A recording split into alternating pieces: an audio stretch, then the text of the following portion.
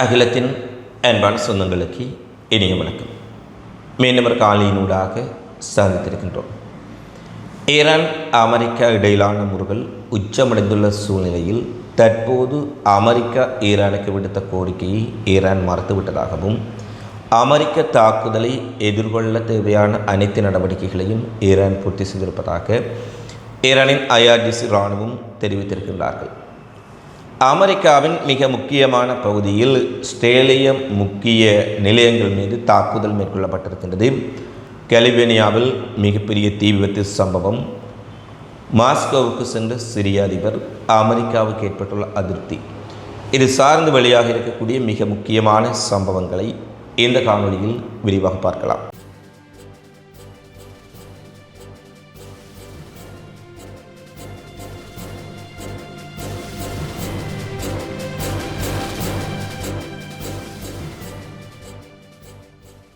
Iran America இடையிலான மோதல் உச்சமடைந்துள்ள சூழ்நிலையில் அமெரிக்க அதிபர் டொனால்ட் ட்ரம்ப் ஈரானை அமெரிக்கா ஒரு அதிகாரபூர்வமான ஒரு அடையாள தாக்குதலை மேற்கொள்ளும் எனவும் இந்த தாக்குதலுக்கு ஈரான் மிக கடுமையான முறையில் பதிலளித்து விடக்கூடாது என விடுத்த கோரிக்கையை ஈரான் தற்போது நிராகரித்திருக்கின்றார்கள். அதாவது தான் உலகினுடைய வல்லரசு, இவ்வளவு இராணுவ குவிப்பை மேற்கொண்டு விட்டோம், விமானம் தாங்கி கப்பல்களை கொண்டு வந்து விட்டோம், ஈரான் மிரண்டு விடுவதாக தெரியவில்லை, அமெரிக்காவுக்கு அடிபணிவதாக தெரியவில்லை, எந்த ஒரு தாக்குதலையும் நடத்தாமல் திரும்பி சென்றால் தன்னை யாரும் மதிக்க மாட்டார்கள் என்பதை டொனால்ட் ட்ரம்ப் தெளிவாக புரிந்து கொண்டிருக்கின்றார். இந்த நிலையில்தான் ஈரான் மீது நாங்கள் நடத்தும் தாக்குதலுக்கு ஈரான் மிகப்பெரிய அளவில் பதிலடி கொடுக்காமல் ஒரு சாதாரண அடையாள பதிலடியை கொடுக்கலாம் என்று மறைமுக பேச்சுவார்த்தையை ஈரானுக்கு விடுத்ததாகவும் இதை ஈரான் முற்றாக நிராகரித்திருக்கின்றார்கள் என்ற செய்தி தற்போது வெளியாக இருந்தது. இது வெறுமனே அதிகார பூர்வமாகவோ அல்லது ஈரான் ஆதரவு ஊடகங்களோ இந்த செய்தியை வெளியிடவில்லை. இன்று மேற்கத்திய நாடுகளில் அமெரிக்காவில் இருக்கக்கூடிய பல ஊடகங்கள் கூட இந்த செய்திகளை வெளியிட்டிருக்கின்றார்கள் என்பதுதான் மிக முக்கியமான விடயமாக மாறியிருக்கின்றது. அதாவது அமெரிக்காவினுடைய தாக்குதலுக்கு நிச்சயமாக நாங்கள் மிக கடுமையான முறையில் பதிலளிக்கப் போகின்றோம் என்பதை ஈரான் தெளிவுபடுத்தி இருக்கின்றார்கள். அதேபோல் ஈரானை பேச்சுவார்த்தைக்கு வருமாறும், குறிப்பாக ஈரான் தன்னுடைய அணுசக்தி திட்டத்தையும் பாலிஸ்டிக் ஏவுகணை திட்டத்தின் விரிவாக்கத்தையும் நிறுத்த வேண்டும் என்ற கோரிக்கையும் முன்வைக்கப்பட்டது. இதுவரை ஈரானின் அணுசக்தி திட்டங்களை நிறுத்த வேண்டும், அணு உலைகள் மீது தாக்குதல் நடத்தினார்கள், யுரேனியம் செறிவூட்டலை நிறுத்த வேண்டும் என கூறி வந்த அமெரிக்கா தற்போது ஈரானின் பாலிஸ்டிக் ஏவுகணை திட்டத்தையும் மட்டுப்படுத்த வேண்டும் என கூறியிருப்பது ஸ்ட்ரேலின் உடைய நிகழ்ச்சி நிரலைத்தான் அமெரிக்க அதிபர் ட்ரம்ப் இங்கே நடைமுறைப்படுத்துகின்றார் என்பதை திட்ட தெளிவாக பார்க்கக்கூடியதாக இருக்கின்றது. ஏனெனில் இது முழுக்க ஸ்ட்ரேலினுடைய கோரிக்கைகளாக இருக்கின்றன.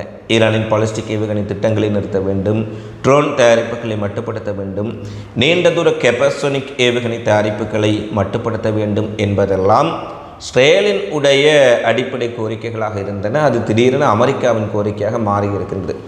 இதுவரை ஈரான் அரசுக்கு எதிராக போராட்டத்தில் ஈடுபட்டவர்களை ஈரான் மிக கடுமையாக தாக்கிவிட்டார்கள், பலரை சுட்டுக்கொலை செய்திருக்கின்றார்கள். அதற்காகத்தான் அந்த போராட்டக்காரர்களுக்கு உதவி செய்வதற்காக அமெரிக்கா ஒரு படையெடுப்பை ஈரான் மீது நடத்துவதாக கூறியவர்கள் தற்போது திடீரென தங்களுடைய பேச்சை மாற்றி ஈரான் அணுசக்தி திட்டத்தை கைவிட வேண்டும், பாலிஸ்டிக் ஏவுகணை திட்டத்தை கைவிட வேண்டும், இதை கைவிட்டால் நாங்கள் தாக்குதல் நடத்தப் போவதில்லை என கூறியிருப்பது அமெரிக்கா ஆரம்பம் முதலே ஈரானில் இடம்பெற்ற போராட்டங்களை சாட்டாக வைத்துக்கொண்டு ஸ்ட்ரேலினுடைய நிகழ்ச்சி நிரலை நிறைவேற்றுவதற்கு துடித்து கொண்டிருக்கின்றார்கள் என்பது தெளிவுபடுத்தப்பட்டிருக்கின்றது.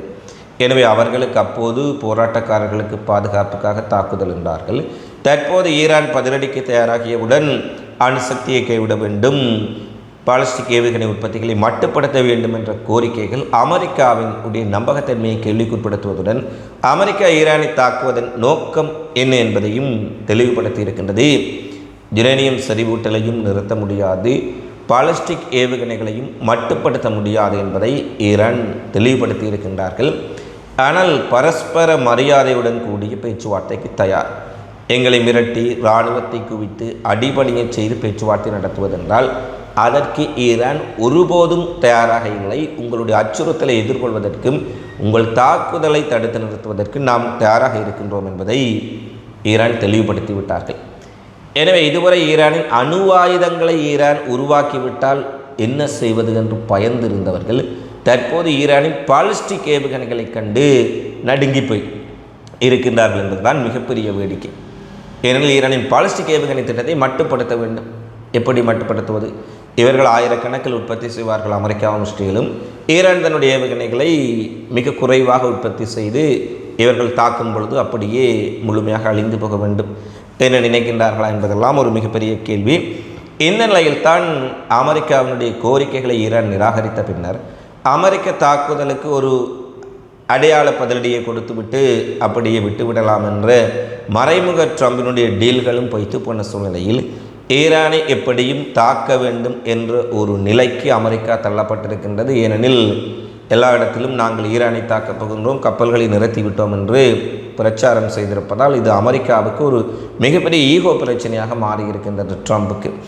இந்த நிலையில்தான் ஈரானிய தலைமை, அதாவது அயதுல்லா அல் கமேனி, ஈரானுடைய ஜனாதிபதி மசூத் பெஷாஸ்கியன், ஐஆர்ஜிசியினுடைய உயர்மட்ட தளபதிகள் அல் கமேனிக்கு நெருக்கமாக இருக்கக்கூடிய மிக முக்கியமான அரசியல் தலைவர்களை இலக்கு வைத்து ஒரு தாக்குதலை நடத்துவதற்கான விருப்பத்தை ட்ரம்ப் பென்டகனுக்கு தெரிவித்திருக்கின்றார். இந்த சூழ்நிலையில் பென்டகன் அதிகாரிகள் ஒருவேளை அயதுல்லா அல் கமேனி ஐஆர்ஜிசி உயர் படை தளபதிகளை, ஐஆர்ஜிசியினுடைய முக்கியஸ்தர்களை, ஈரானினுடைய நாடாளுமன்றத்தின் மிக முக்கிய பொறுப்புகளில் உள்ளவர்களை தாக்கி ஒரு படுகொலைகளை நடத்தினாலும் ஈரானில் ஆட்சி மாற்றத்தை ஏற்படுத்த முடியுமா என்பது ஒரு மிகப்பெரிய கேள்விக்குறி என்பதை தற்போது அரபுலக ஊடகங்களும் அமெரிக்க உளவுத்துறையும் தெரிவித்திருக்கின்றார்கள் என்பதுதான் மிகப்பெரிய சிக்கலாக மாறியிருக்கின்றது. அதாவது மிக முக்கியமான தலைவர்களை குறிவைத்து தாக்கினாலும் கூட ஈரானின் ஆட்சியை கவிழ்ப்பது, இஸ்லாமிய குடியரசின் ஆட்சியை கவிழ்ப்பது மிகப்பெரிய சிக்கல் என்பது தற்போது வெளிப்படுத்தப்பட்டிருக்கின்றது. அதாவது அயதுல்லா அல் கமேனி முதல் மசூத் பெஷாஸ்கியன் வரை, ஐஆர்ஜிசியின் தளபதிகள் வரை ஒருவேளை நாங்கள் அமெரிக்க இஸ்ரேல் கூட்டுப்படைகளால் படுகொலை செய்யப்பட்டால் அடுத்து யார் இந்த நாட்டை வழி நடத்தப் போகின்றார்கள், யார் எங்களுடைய இடத்திற்கு வரப்போகின்றார்கள் என்பதை முன்னரைத்து விட்டார்கள். எந்த நாட்டிலும் இல்லாத ஒரு சம்பவம் பாருங்கள். நாங்கள் கொல்லப்பட்டாலும் பரவாயில்லை, இந்த நாட்டினுடைய நிர்வாகம் எதிரியிடம் அடிபணிந்து விடக்கூடாது என்பதற்காக அனைத்து அடுத்த கட்ட தலைவர்களும் நியமிக்கப்பட்டிருக்கின்றார்கள் என்ற அறிவிப்பு 4-5 தினங்கள் முன்பாகவே வெளியிடப்பட்டது. இன்று அதை மசூத் பெஷாஸ்கியனுடைய ஜனாதிபதி அலுவலகமும் உறுதிப்படுத்தி இருக்கின்றார்கள். எனவே நாங்கள் மரணத்தை தழுவதற்கு தயாராக இருக்கின்றோம். ஆனால் ஈரான் ஏனைய அரபுலக நாடுகளைப் போல, ஏனைய நாடுகளைப் போல அமெரிக்காவிடம் மண்டியிட்டு விடாது என்பதை மிக தெளிவாக குறிப்பிட்டிருக்கின்றார்கள். இந்த சூழ்நிலையில் அமெரிக்காவினுடைய விமானம் தாங்கி போர் கப்பல் ஆப்ரஹாம் லிங்கனுக்கு துணையாக இன்னும் ஒரு அமெரிக்க கப்பல் ஜோர்ஜ் புஷ் யுஎஸ்எஸ் விமானம் தாங்கி கப்பலும் வந்து கொண்டிருப்பதை நேற்றைய காணொளியில் தெரிவித்திருந்தோம். இந்த சூழ்நிலையில் அமெரிக்காவினுடைய அத்துமீறலை எதிர்கொள்வதற்காக ஒரு ட்ரோன் கேரியர் கொண்ட ஒரு மிகப்பெரிய இராணுவ கப்பலை பாரசீக வளைகுடா கடலில் ஈரான் களமிறக்கி இருக்கின்றார்கள். ஈரானின் மெட்ரி என்று சொல்லக்கூடிய இந்த கப்பல் கேரியரில் ஏறக்குறைய 5000க்கு மேற்பட்ட ட்ரோன்கள், ஒரு கப்பலில் 5000 ட்ரோன்களை கடலில் வைத்தே ஏவ முடியும். அதாவது எதிரியினுடைய கப்பல்கள், இலக்குகள், ஏனைய பகுதிகள் மீது ஒரே தடவையில் இந்த கப்பலை கொண்டு சென்று அங்கு 5000க்கு மேற்பட்ட ட்ரோன்களை ஏவக்கூடிய கப்பல், பல்லாயிரக்கணக்கான ட்ரோன்களை வைத்திருக்கக்கூடிய, அதிலும் மிக அபாயகரமான துல்லியமாக சென்று தாக்கக்கூடிய வழிகாட்டப்பட்ட ரேடர்கள் அடங்கிய ட்ரோன்களை எல்லாம் உள்ளடக்கிய மெட்ரி என்று சொல்லக்கூடிய பிரமாண்ட ட்ரோன் கேரியர் கப்பலை ஈரான் களமிறக்கி இருக்கின்றார்கள். ஏற்கனவே பலர் குறிப்பிட்டிருக்கின்றார்கள், ஈரானுடைய ட்ரோன் கேரியர் கப்பல்கள் அமெரிக்க விமானந்தாங்கி கப்பலை மூழ்கடிப்பதற்குரிய வாய்ப்புகள் இருக்கின்றது என்பதை பென்டகன் அதிகாரிகளும் தெரிவித்திருக்கின்றார்கள். அதற்கு மேலதிகமாக வெளிநாடுகளில் சேர்ந்த இராணுவ வல்லுநர்களும் தெரிவித்திருக்கின்றார்கள். எனவே ஈரானினுடைய ட்ரோன் கேரியரும் பாரசீக வளைகுடாவுக்கு வந்திருக்கின்றது. ஒருபுறம் அமெரிக்காவினுடைய விமானந்தாங்கி, மறுபுறம் ஈரானுடைய ட்ரோன் கேரியர் என ஒரு மிகப்பெரிய பதற்றம் ஏற்பட்டிருக்கும் சூழ்நிலையில் இன்று கிரெம்லின் செய்தி தொடர்பாளர் டிமிட்ரி மெட்வெடேவ் ரஷ்யாவினுடைய அதிபர் புடினின் சார்பில் அமெரிக்காவுக்கு ஒரு செய்தி அனுப்புகின்றார். ஈரான் மீதான பேச்சுவார்த்தைக்கான வாய்ப்புகள் தீர்ந்து போகவில்லை. இன்னும் பேச்சுவார்த்தைக்கான வாய்ப்புகள் அதிகமாக இருக்கின்றது. ஈரானை கௌரவமான முறையில் மிரட்டல் இல்லாத ஒரு பரஸ்பர பேச்சுவார்த்தை ஈரான் ஏற்றுக்கொள்ளும். அதை விடுத்து ஈரான் மீது இராணுவ ரீதியில் ஒரு தாக்குதலை நடத்தினாலோ, ஈரானுக்குள் சென்று அமெரிக்கா சாகசங்களை செய்ய முற்பட்டாலோ அது பிராந்தியம் முழுவதையும் பற்றியெறிய செய்யும் என்பதை அமெரிக்கா உணர்ந்து கொள்ள வேண்டும். ஈரான் மீதான தாக்குதல் ஈரானுடன் மட்டும் நின்று விடாது. ஒட்டுமொத்த மத்திய கிழக்குக்கும் உலகுக்கும் மிகப்பெரிய ஆபத்தையும் பேரழிவையும் ஏற்படுத்தும் என்ற விடயத்தை இன்று புடின் சார்பில் ரஷ்யாவினுடைய பாதுகாப்புத்துறை செயலாளர் டிமிட்ரி மெட்ரோவ் அவர்கள் விடுத்திருக்கின்றார். அமெரிக்காவுக்கு 3வது தடவையாக இந்த விமானந்தாங்கி கப்பல் ஈரானை நோக்கி சென்றிருக்கும் சூழ்நிலையில் ரஷ்யா ஒரு வார காலப்பகுதியில் 3ஆம் முறை எச்சரிக்கையாக இந்த ஈரான் விவகாரத்தை விடுத்திருக்கின்றார்கள்.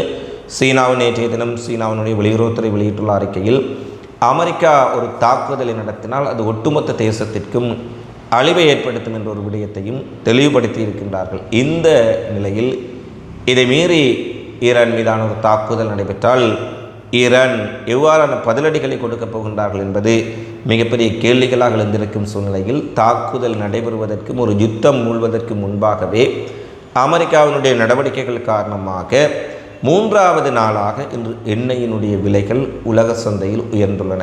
அது ஐரோப்பிய சந்தைகளிலும் உயர்ந்துள்ளன, ஆசிய சந்தைகளிலும் உயர்ந்துள்ளன. ஆசிய வர்த்தகத்தில் எண்ணெய் விலைகள் இன்றைய ஒரே நாளில் மட்டும் 1.75% அதிகமாக உயர்ந்திருப்பதான செய்திகள் வெளியாக இருக்கின்றன. மத்திய கிழக்கில் பிரதான எண்ணெய் உற்பத்தியாளரான ஈரான் மீதான இராணுவ தாக்குதல் அச்சங்கள் மத்தியில் இந்த எண்ணெய் விற்பனையினுடைய விலை அதிகரித்திருக்கின்றது. அதே போல டாலர் வீழ்ச்சியை நோக்கி சென்று கொண்டிருக்கின்றது. அமெரிக்கா ஒரு போரில் ஈடுபட்டால் டாலரினுடைய மதிப்பும் குறைவடைவதற்குரிய வாய்ப்பு ஏற்படும். அமெரிக்காவினுடைய பொருளாதார முதலீடுகள் பல இடங்களில் மத்திய கிழக்கில் பாதிக்கப்படும். இதன் காரணமாக டாலர் மீதான நம்பிக்கை குறைவடைந்திருப்பதால் தங்கத்தை வாங்கி பலரும் குவிக்க தொடங்கி இருக்கின்றார்கள். இதன் காரணமாக இதுவரை இல்லாத அளவுக்கு வரலாற்றில் தங்கம் இன்றைய தினமும் நேற்றைய தினமும் விலை உயர்வை சந்தித்திருக்கின்றது. விலை மிகப்பெரிய அளவில் உயர்வடைந்திருக்கின்றது. டாலரின் உடைய பெறுமதி வீழ்ச்சி அடையலாம் என்ற எதிர்பார்ப்புக்கு மத்தியில் இந்த சம்பவங்களை பார்க்கக்கூடியதாக இருக்கிறது. அடுத்து ஈரான் அமெரிக்க விவகாரம் ஒருபுறம் சென்று கொண்டிருக்க, நியூயார்க் நகரில் இருக்கக்கூடிய இஸ்ரேலியர்களினுடைய வழிபாட்டிடமான சபாத் உலக மைய கட்டிடத்தின் மீது வேகமாக வந்த வாகனம் ஒன்று மோதி தள்ளி சுவர்களை இடித்திருக்கின்றது. இந்த சம்பவம் யூதர்களுக்கு எதிரான இஸ்ரேலியர்களுக்கு எதிரான தாக்குதலா அல்லது தற்செயலாக நடைபெற்ற சம்பவமா என்பது குறித்து இதுவரை தெளிவுபடுத்தவில்லை. சபாத் உலக மையத்தில் இடம்பெற்ற தாக்குதலை நியூயார்க்கினுடைய நகர மேஜர் மம்தானி நேரடியாக சென்று பார்வையிட்டிருக்கின்றார். இங்கு யூத எதிர்ப்புக்கு இடமில்லை என்றவர் தெரிவித்திருப்பதுடன் அதேபோல ஏனைய எந்த மதத்தினருக்கும் இனத்தினருக்கும் எதிரான நடவடிக்கைகளை நாங்கள் ஏற்றுக்கொள்ள மாட்டோம் என்று குறிப்பிட்டிருக்கின்றார். எனவே அமெரிக்காவில் யூத மையத்தின் மீது சபா இல்லத்தின் மீது ஒரு தாக்குதல் நடைபெற்றிருக்க, மற்றொரு சம்பவமாக கலிபோர்னியாவின் அதிக பாதுகாக்கப்பட்ட பிரதேசமான தெற்கியல் மாண்டேயில் இருக்கக்கூடிய உலோக உற்பத்தி தொழிற்சாலை ஒன்று மிகப்பெரிய அளவில் பற்றி எறிந்திருக்கின்றது. 2215 என் டைலர் அவனி என்று சொல்லக்கூடிய இடத்தில் மிகப்பெரிய அளவில் அமைக்கப்பட்ட பல ஏக்கர்களில் அமைக்கப்பட்ட உலோக தொழிற்சாலை ஒன்று மிகப்பெரிய அளவில் தீப்பற்றி எறிந்ததாகவும் தீயணைப்பு அதிகாரிகள் வருவதற்கு முன்பாகவும் கட்டடத்தினுடைய பல பகுதிகள் தளங்கள் முற்றாக எறிந்து சாம்பலாகிவிட்டன என்ற செய்தியும் வெளியாக இருக்கின்றது. இது ஒரு தற்செயலான விபத்தா அல்லது இதன் பின்னால் ஏதாவது காரணங்கள் இருக்கின்றதா, ஏதாவது தீவிரவாத தாக்குதல் இருக்கின்றதா அல்லது ஏதாவது பயங்கரவாத நடவடிக்கைகள் இருக்கின்றதா, அமெரிக்காவுக்கு எதிரான நடவடிக்கையாளர்களின் கைகள் இருக்கின்றதா என்பது குறித்து மிகப்பெரிய அளவில் விசாரணை நடைபெற்று வருவதாக கூறப்பட்டிருக்கின்றது. ஏற்கனவே கடந்த சில வாரங்களுக்கு முன்பாக நியூயார்க் நகரில் இதேபோன்ற அடுக்குமாடி கட்டிடங்கள் பற்றி எறிந்திருந்தன. இந்த நிலையில் கலிபோர்னியாவில் உலோக தொழிற்சாலை பற்றி எறிந்திருப்பதும் அமெரிக்கர்கள் மத்தியில் அச்சத்தை ஏற்படுத்தி இருக்கின்றது. அடுத்து குடியேற்ற வாசிகளை கையாளும் முறை, அமெரிக்க மக்களை கையாளும் முறை தொடர்பில் அமெரிக்க தேசிய காவல் படை ICE மீது அமெரிக்கர்களுக்கு மிகப்பெரிய வெறுப்பு ஏற்பட்டிருக்கின்றது. மினியோபோலிஸில் இடம்பெற்ற சம்பவங்கள் வேண்டுமென்றே அப்பாவி மக்களை இவர்கள் எந்தவிதமான காரணமின்றி சட்டத்தை கையில் எடுத்து சுட்டுக் கொள்கின்றார்களா என்ற கேள்விகள் எல்லாம் எழுப்பப்பட்ட சூழ்நிலையில் ICEக்கு எதிரான போராட்டங்கள் வலுவடைந்திருக்கின்றன. இந்த போராட்டத்தின் ஒரு அம்சமாக அமெரிக்க அதிபர் டொனால்ட் ட்ரம்ப் தனக்கு மிக நெருக்கமாக தன்னுடைய அடக்குமுறைகளை எல்லாம் மக்கள் மத்தியில் கொண்டு சென்று அமுல்படுத்தி ஐசியினுடைய தலைவரை கிரான்சர் வெளியேற்றுவதாக அறிவித்திருந்தார். இருந்தபோதிலும் மக்களினுடைய கோபம் குறையவில்லை. இன்றைய தினம் மினசோட்டா வாசிகளுடன் ஒற்றுமையை வெளிப்படுத்துவதற்கான ஆயிரக்கணக்கான மாணவர்கள், பள்ளிகள், கல்லூரிகள், பல்கலைக்கழகங்களினுடைய ஆயிரக்கணக்கான மாணவர்கள் வெளிநடப்பு செய்து தங்களுடைய விரிவுரைகளை பகிஷ்கரித்திருக்கின்றார்கள். அதாவது கூட்டாட்சி குடியேற்ற அமலாக்கத்திற்கு எதிரான மாணவர் செயல்பாட்டில் குறிப்பாக அமெரிக்கா என்பது ஜனநாயக நாடு, சர்வதிகாரிகளுக்கும் மக்களை துப்பாக்கி முனையில் ஒடுக்குவர்களுக்கும் இங்கு இடம் கிடையாது. அவர்கள் ட்ரம்பை தான் நேரடியாக குறிப்பிடுகின்றார்கள். ஏனெனில் இந்த தேசிய காவல் படை ட்ரம்பினுடைய நேரடி கண்காணிப்பில் நடக்கக்கூடிய ஒரு படை. ட்ரம்பினுடைய செயற்பாடுகளைத்தான் அவர்கள் நிறைவேற்றி கொண்டிருக்கின்றார்கள். இந்த நிலையில் தான் இந்த ஐசிக்கு எதிரான மக்களின் போராட்டம், கோபம் ட்ரம்பினுடைய அரசியலுக்கும் பின்னடைவாக போகலாம் என்பதை அமெரிக்க பத்திரிகைகள் வெளியிட்டிருக்கின்றார்கள். இன்று மாணவர்களும் தங்கள் பகிஷ்கரிப்பை மேற்கொண்டிருக்கின்றன. இந்த போராட்டத்திற்கு மேலும் வலுச்சேர்த்திருக்கின்றது. சிரியாவினுடைய அதிபர் அகமது அல் ஷாரா ரஷ்ய அதிபர் புடினுடன் மாஸ்கோவுக்கு சென்று சந்தித்திருப்பது மேற்குலக நாடுகளுக்கும் ஐரோப்பிய நாடுகளுக்கும் மிகப்பெரிய சந்தேகத்தை ஏற்படுத்தி இருக்கின்றது. ஏனெனில் இவர் அமெரிக்க ஆதரவு பெற்ற ஒரு நபர், அமெரிக்கா ஐரோப்பாவுடன் நெருங்கி செயற்படக்கூடிய ஒருவர் என்ற பிம்பம் கட்டமைக்கப்பட்டிருந்தது. அதே போல தான் அவருடைய செயற்பாடுகளும் இருந்தன. ஏனெனில் சிரியாவுக்குள் பல குர்திஸ் இயக்கங்கள் மீது, வேறு படைகள் மீது தாக்குதலை நடத்தி அவர்களின் இடங்களை பிடிக்கக்கூடியவர்கள் கோலான் குன்று பகுதிகளிலும் ஏனைய பகுதிகளிலும் வந்து இஸ்ரேலிய படைகள் ஆக்கிரமித்திருக்கின்றார்கள். உள்ளே சிறிய மக்களை சுட்டு படுகொலை செய்கின்றார்கள். ஆனால் ஒரு துப்பாக்கி தோட்டாவை கூட இவர்கள் இஸ்ரேலிய இராணுவத்தை நோக்கி சுடவில்லை. இவையெல்லாம் ஒரு மிகப்பெரிய சந்தேகம். அதே போல் ஹிஸ்புல்லா போராளிகளுக்கு செல்லக்கூடிய ஆயுதங்களை இடைமறைத்து இஸ்ரேலுக்கு மிகப்பெரிய அளவில் உதவி செய்திருந்தார்கள். இப்படியான சூழ்நிலையில் தான் அகமது அல் ஷாரா திடீரென ரஷ்ய அதிபர் புடினை சந்தித்திருக்கின்றார். அங்கு மிக முக்கியமான விடயங்கள் குறித்து பேச்சுவார்த்தை நடத்தப்பட்டிருப்பதாகவும், சிரியாவின் அல் பஷாத்தினுடைய ஆட்சி முடிவிட்டாலும் கூட புதிய அரசும் ரஷ்யாவுடன் ஒரு நெருக்கமான உறவை தொடர விரும்புவதை காட்டுவதாக இவருடைய பயணம் குறித்த செய்திகள் வெளியாக இருக்கின்றன. எனவே இந்த பயணத்தை அமெரிக்கா எவ்வாறு எடுத்துக்கொள்ளப் போகின்றார்கள் என்பதும் அடுத்த கேள்வி. இறுதியாக உக்ரைனில் நேட்டோவுடன் இணைக்கப்பட்ட ஆயுத கிடங்குகளை குறிவைத்து ரஷ்ய கடற்படை சிர்கான் ஹைப்பர்சோனிக் ஏவுகணைகள் மற்றும் ட்ரோன்களை ஏவியதாகவும், இதில் நேட்டோ நாடுகளிடமிருந்து உக்ரைனுக்கு கிடைத்த சில ஆயுத கிடங்குகள் பற்றி எறிந்து நிர்மூலமாக்கப்பட்டிருப்பதாக ரஷ்ய பாதுகாப்பு அமைச்சகம் தெரிவித்திருக்கின்றார்கள். உக்ரைன் ரஷ்யா போர் நீண்ட காலமாக தொடர்ந்து கொண்டிருக்கின்றது. பல இடங்களில் பலகட்ட பேச்சுவார்த்தைகள் நடத்தப்பட்டிருக்கின்றன. அமெரிக்க அதிபர் ட்ரம்ப் இன்று முடிந்துவிடும், நாளை முடிந்துவிடும், நாளை மறுதினம் முடிந்துவிடும் என்று பதவியேற்ற நாள் முதல் கூறிக்கொண்டிருக்கின்றார். அவர் பதவியேற்றும் ஒரு வருடம் கடந்து விட்டது. ஆனால் போர் இன்னமும் தீவிரமடைந்திருக்கின்றது. ரஷ்யா மிகப்பெரிய தாக்குதல்களை உக்ரைன் களமுனையில் நடத்தி கொண்டிருக்கின்றார்கள்.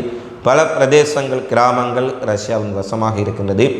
இந்த நிலையில்தான் நேட்டோ நாடுகளினுடைய ஆயுத கிடங்குகளும் ரஷ்யாவுடைய ஹைப்பர்சோனிக் ட்ரோன்களால் தாக்கப்பட்டுள்ளமை மேலும் அந்த பிராந்தியத்தில் பதற்றத்தை ஏற்படுத்தியுள்ளது.